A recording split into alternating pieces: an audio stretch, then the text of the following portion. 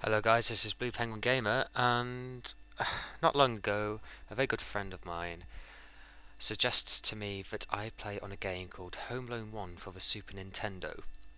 Now, I've never played this game before, and basically he said it was good, or it was worth playing. So I thought I would play through it for about 10 minutes and then give my own whatever out of 10 for how good it is. So, let's go. Okay, so I'm just watching back on the gameplay, so commentary's done afterwards. So basically, you get this cutscene to start off with. I mean, obviously, everyone's seen the film. For those that you haven't, basically, a boy is home alone, and he realizes that there are crooks that plan on breaking into the house to steal stuff like toys and whatever, and he sets traps around the house to, well, stop them from stealing their stuff, I guess. But anyway, so this is it. This is the game. It took me a bit of time to get used to controls, but the controls are fairly simple, to be fair. Basically, you can either switch weapons, fire your weapon, and jump, and move around. That is it. What I didn't get until just then is that you have to press up to go through doors and to open stuff. There are traps around the house, but one thing I did notice that you can't do is that you can't set your own traps, apart from basically the trap's already set up, so it's like marbles on the floor, nails on the floor, and then it's stuff you can knock over like bowling balls. The whole game is just about collecting trophies. So at the top right, what I gathered is that the number by the safe is what items you need to put into the safe, and the blue bag is what you can carry. You can only carry a certain amount of items, and you have to put them to the safe.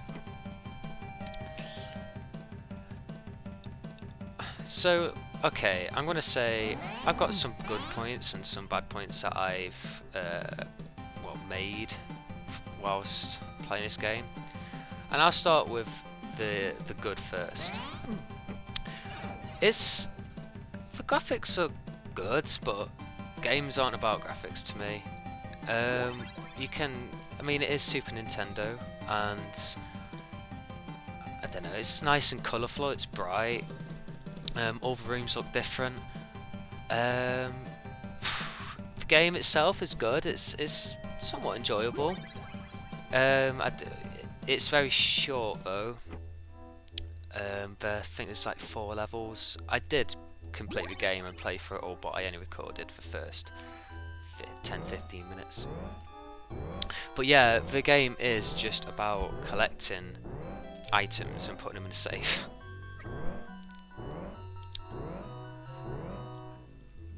Bad points. The music gets on my fucking tits. Just okay, every room has different music, but it's a 3-second continuous loop. Just listen.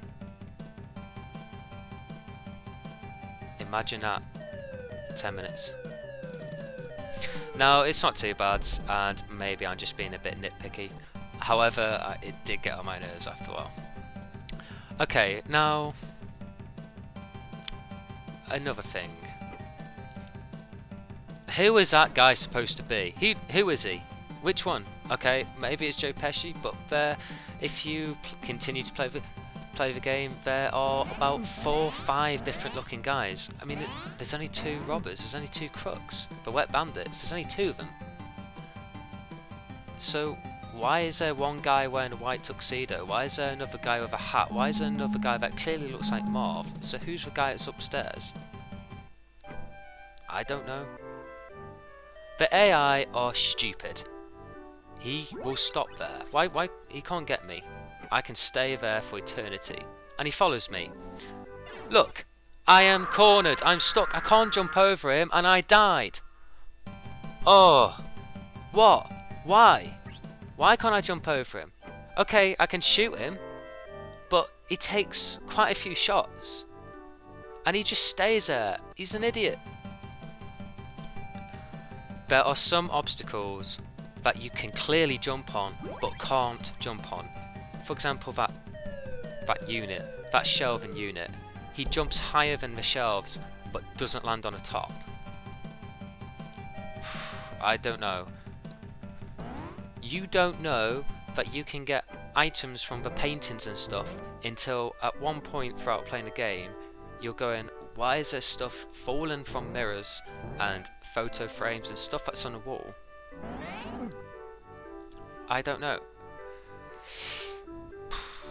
But then you realise if you just press up all the time, stuff just falls out from random places. I mean, there's obvious things like that television and that shelving unit and stuff like that.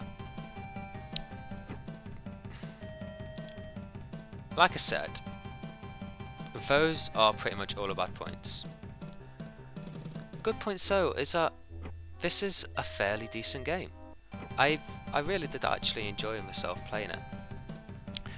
If you just jump over this now, you'll see, and you heard it, that was clearly Marv. He follows you and then just it walks across the trap and just falls off the screen. And they do actually make a really funny noise. They just like go as they die. You do actually, if it's a kind of a challenge in a bit of an aspect that should the item fall in front of the crux, they will take the item, and then that's one less item you can get. However, say if there's 10 items, for example, you need to get, there will be more than 10 on the level, so you won't struggle that much. What I will say is that you need to take into consideration this is a kids game, and even though this may be a kids game, I did thoroughly enjoy myself. I completed the whole game, and although it's not a long game, it's just a nice half an hour where you don't have to think and just enjoy yourself. You only get 3 hits until you die, but it's not that much of a challenge, and although I did die before and I will die a few more times in this video, I think it's more than fair. However, there are some objects like that piano you just saw there that you can clearly jump over and jump onto, and there's others that you can't, and then you're kind of stuck. If you're cornered and you have no ammunition, you're thinking, why can't I jump on his chair to jump over them, because you can't jump higher than the crux. You're kind of stuck, you're cornered, you're sitting duck.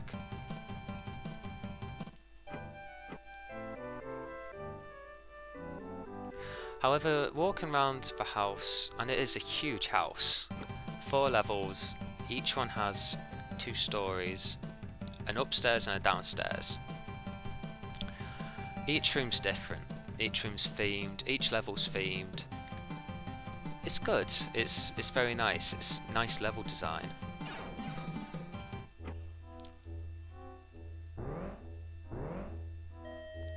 Okay, as you can see, I just got the last gem for that, for this level, and then it took a little bit of thinking. Well, not a lot of thinking. It's kind of obvious, but after you put all of the items as required into the safe, you then go to the, imagine it's the basement, which is the golden door, which before I was trying to go through and I didn't realise. The key automatically goes out the door, and then you face this motherfucking bitch of a corridor, of a basement.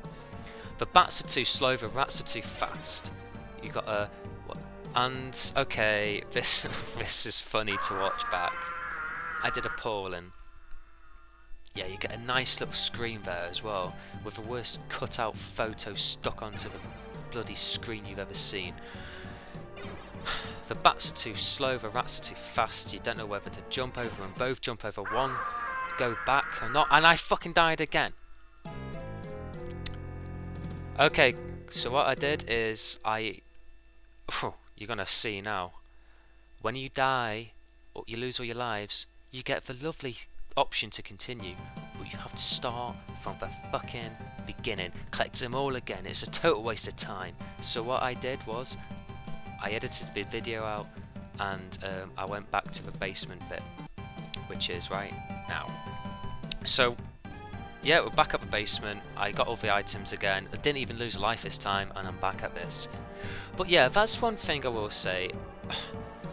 Either don't have the option to have a continue, or give us a limited amount of continues, but let us start back from where we died, from the basement, not have to get all the items again.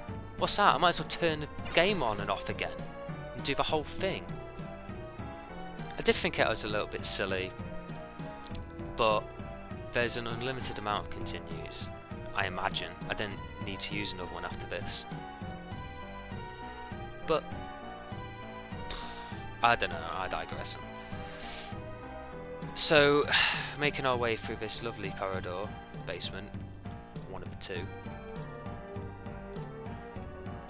This, and I didn't actually record one, but there are actually little bosses, which there's one in each of the last 3 levels. There's a, and spoiler alert, so you might want to skip just a little bit. There's a rat to begin with, there's a spider, and then there's a ghost. Or maybe it's the other way around, maybe it's spider, ghost, rat. I think it's spider, ghost, rat. Yeah,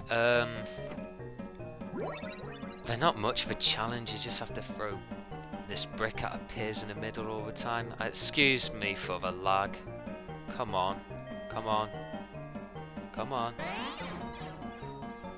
That's all you need. That's all you need, is lag. Anyway, yeah, it's... the bosses aren't too difficult. But I'd have thought, you're gonna have a boss, then why isn't it gonna be Marv, or... why is it gonna be for Crooks? Why... what the fuck part of the film did a ghost come out? A giant spider, okay, try and put a bit of variety into it, but I wouldn't mind it if at the end of every level you had to face one of the crooks and it got a little bit more difficult, or level 1 you face one crook, and level 2 you face 2, and level 3 maybe you face both of them but a bit harder. Not a giant spider, surely.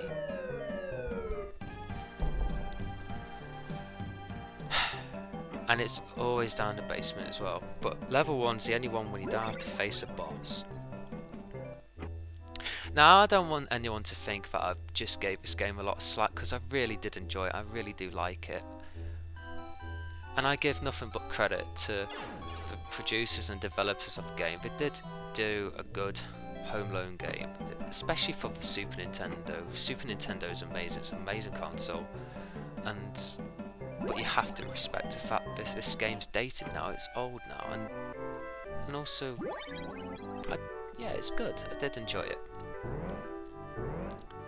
So I'm just getting to the end of the video. I'm just going to give like one last thought, then my opinion, and then my verdict. I just state how funny it was. I don't know if that's a glitch or if that's in the actual thing, and maybe I'll watch another Home Alone video that's done on YouTube to see if Marv just stays at the top or if he's supposed to be moving. I don't know. It was funny, I thought it was hilarious. I know it seems like there's a lot of bad things, but bad things are always easy to point out. If you put away the bad, what you've got here is a fun, nice game. A nice short game that you can just play and not have to think about anything. The level design's good, it's smart, and to be honest, although I knocked the bosses, if the bosses weren't here, it wouldn't put much of a challenge to the game. So I understand that's why they've chosen to put bosses in there. I've completed this game once, and I'll probably definitely be going on it again at some point. So I'm going to thank Andrew, my dear friend, for introducing me to this game. He has a lot of nostalgic feelings towards this game because it's what he used to play on as when he was a kid. He had the Super Nintendo, I had the Genesis, so I've never had the privilege of playing this game before. So I'm going to thank him, and I'm going to give this game a 6 out of 10. You know what? I'll make it a 7 out of 10. Yeah. 6 is making it, it's a bit tight, it's a bit low. But I give it a 7. It's good, it's fun. Nice level design. It's funny watching Marv and everyone. The other crooks that aren't in the film, apart from Joe Pesci. Yeah. But yeah, it's a good game, it's a good fun game. 7 out of 10.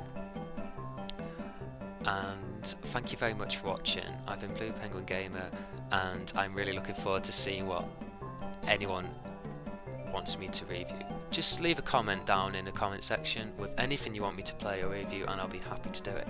Thank you for watching. I'm Blue Penguin Gamer, and I'll see you in the next video. Bye bye for now. Thanks a lot. Bye bye.